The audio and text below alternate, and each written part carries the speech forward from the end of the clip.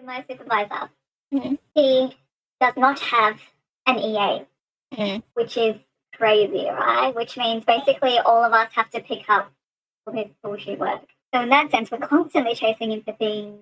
He'll just dump stuff on you that you have no idea about, like, oh, can you write this, at the end of a project, you have to write, like, a report. It's like, this is a project that I did not work on. And, like, the ethics reporting. So every year you have to report back to the ethics committee to say you're on track or whatever. Yeah. I'm like, well, I don't know because I didn't work on this project. But okay, but you do it.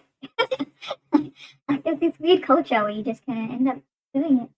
In academia, I think it does come down to that sort of concept that one person team, because eventually your professor or your supervisor will become famous and people know the person for their research work, and they get approached a lot to sit on different projects, and they become the brand for the research project or for the department. So when you think about this field of work, you think about Professor XYZ.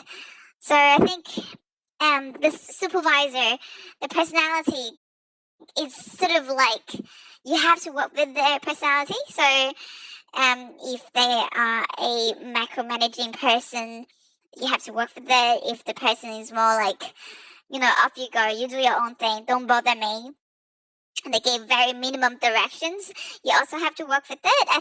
It's different to, I think, big companies where the position is defined, the person's role is defined, and their sort of job is defined. This, I feel like in academia, it's different. It's really that you know the center because you know the center's person is this Professor X or Z or Y.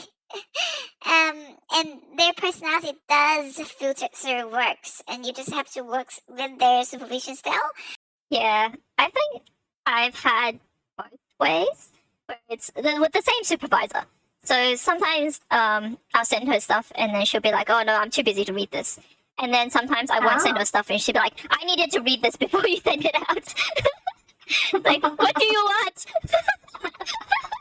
I feel like you can't win, but I think like over time you get used to it. The more you work with them, the more like you understand their patterns and like what triggers them and everything.